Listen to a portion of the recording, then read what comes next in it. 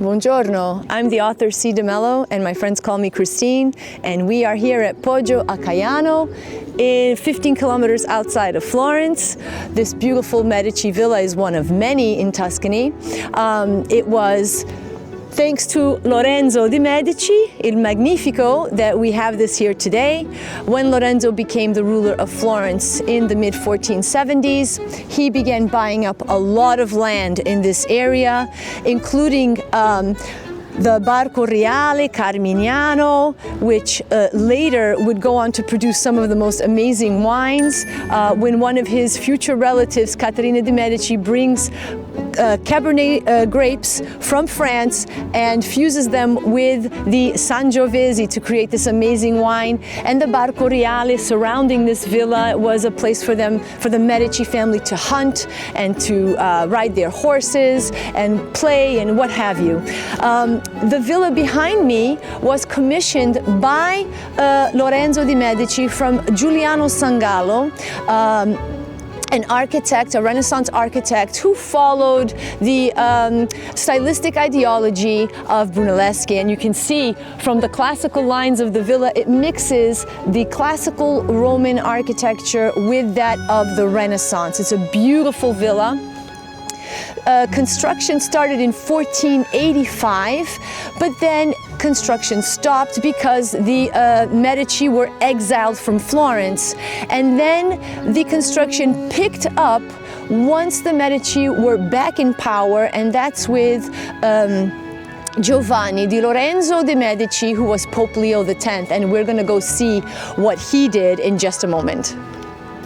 Before we go inside, I just wanted to point out that beautiful, the pediment and the frieze below it, right there. It's a very, with those Ionic capitals on those columns. This is a very, you see this in ancient Rome, ancient Greece, and the Medici wanted to bring back that style and put it on the front of their villa, which is really quite charming.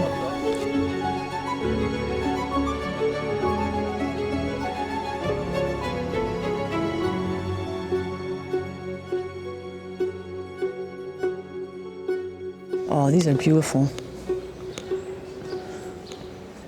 So I'm really excited to be in this room. I'm currently researching and writing a novel on Bianca Capello. Bianca Capello was this beautiful Venetian noblewoman. And she, her father had arranged a marriage for her, and to escape this marriage, at 15, she eloped to Florence with a Florentine clerk, which was unheard of. She married this Florentine named Pietro, who was far below her station. He wasn't even a noble, he was like a commoner. And she is granted sanctuary in Florence by the Duke Cosimo I.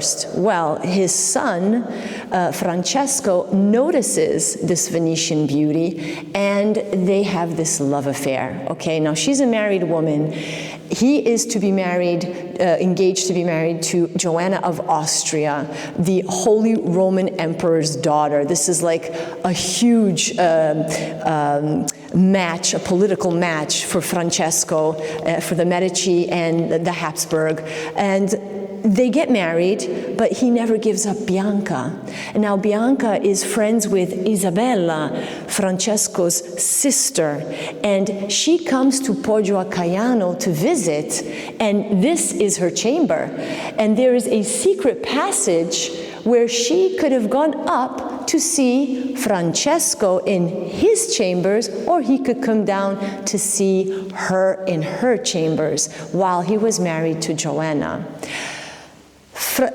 Both Francesco's wife Joanna and Bianca's husband Pietro die of mysterious circumstances, allowing the two lovers to finally legalize their union in the eyes of the political system as well as the church, and they get married. Now, Poggio a Caiano, of course, now Bianca's a married woman. This is her home, but she, for whatever reason, still maintains this beautiful chamber. Maybe it brings back memories, she likes it, and back then, married people had their own chambers. Well, She was not liked by Ferdinando de' Medici. In fact, he hated her. This is Francesco's younger brother. He was a cardinal in Rome. He spread rumors about Bianca. He called her the Venetian whore. And so in an attempt to make peace with the family, they invite him to come to Poggio a Caiano to make peace, to go hunting in the Barco Reale, drink the good wine, eat the good food. And then suddenly, both Francesco and Bianca fall sick. They lie in their beds in agony for 11 days, and this is in 1587, 11 days, and they die within 24 hours of each other. Ferdinando immediately resigns as a cardinal, marries Christine of Lorraine, and takes over as Grand Duke of Tuscany. So there's a lot of speculation on their deaths. Many still believe that they were poisoned. In fact, there were the Medici projects where they exhumed the body of Francesco and found traces of arsenic. Others believe they died of malaria, but it's not very common for malaria to make you die, spend 11 days of agony. So this is where it all happened, folks. This is where the 48 hours Dateline drama, crime, real life crime happened. And of course, Francesco's room is upstairs where he died, but this is the beautiful room that used to be Bianca's.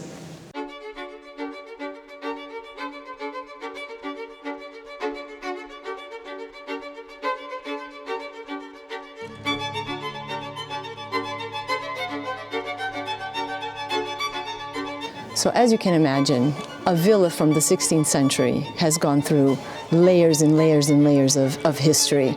You know, Bonaparte's sister lived here, Emanuele II, the king of Italy, lived here, and this was the bedroom of the king. Now, we're not really sure which bedroom was Francesco's. It could very well have been this one because that door connects to that little secret stairwell in Bianca's room. But then you have this big, beautiful room, and if you look on the wall, on the beautiful brocade and silk wall, you can see that there is a secret door which also connects to the stairwell. So, you know, it's hard to tell. There are no documents to tell you which room is the exact one. And there's one on the other side that also connects. So any one of these rooms could have been Francesco's.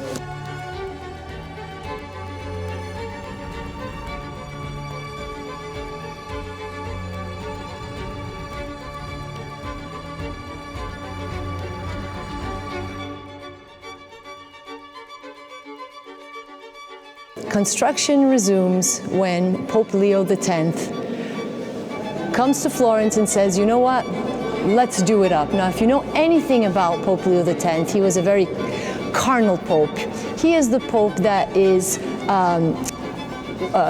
gained a reputation for saying, God gave us the papacy, so let us enjoy it. And enjoy it he did. You can see how lavish the decoration here in this room. You have all these beautiful mythological scenes painted by the artist Pontormo in these vivid colors. The figures are very carnal. There's a lot of nudity. You can see the luxury of all the gold and gilding that's in this beautiful room. And it's just really a sight to behold. It's a space that makes a statement, a political statement, a social statement, and of course an artistic statement as well.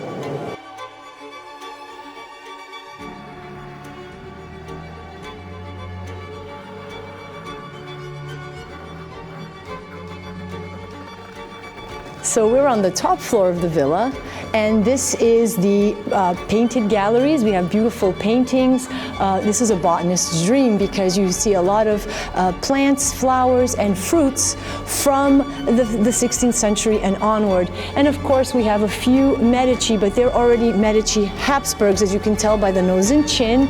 Right here on the wall, there is some portraits. But come along with me and let's see how fruits and vegetables and flowers have changed throughout the centuries.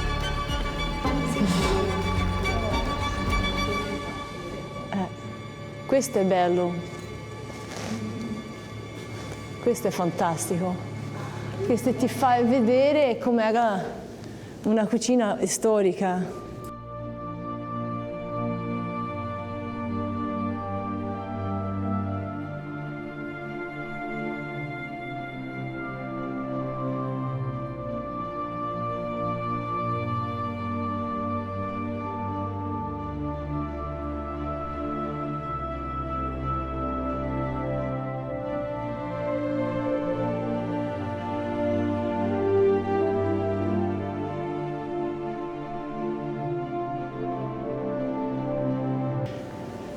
So here we are in the citrus room, the citrus gallery, where you have lots of different types of citrus. There's lemons, there's oranges, bergamots. We only today have about 30% of all these species that you see here. Only 30% exists today, and citrus was a big part of the Renaissance. Not only were lemons, for example, used in cleaning, but you have lemon juice being used as a preservative, and we still do today. Like if you want to keep something like the flesh of a fruit nice and white, what do? You put it in lemon juice. But it was also part of a lot of liqueurs that they drank.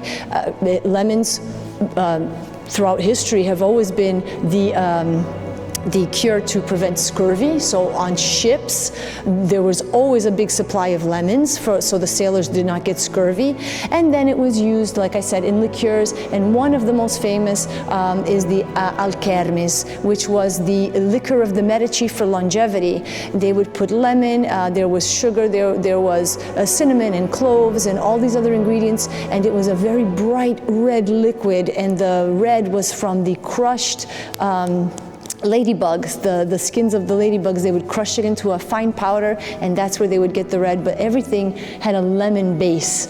For health reasons, it's antiseptic reasons.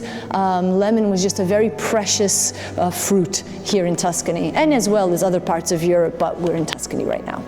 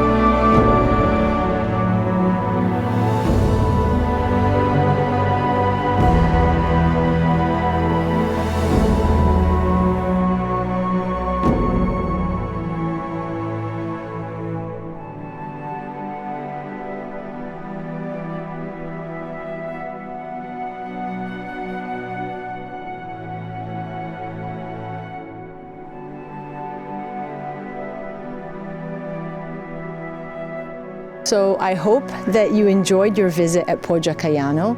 Like I said, it's only about 15 kilometers from Florence. The staff is friendly. It's definitely worth your time. And then of course you have these beautiful views surrounding the villa, and just come and enjoy yourself.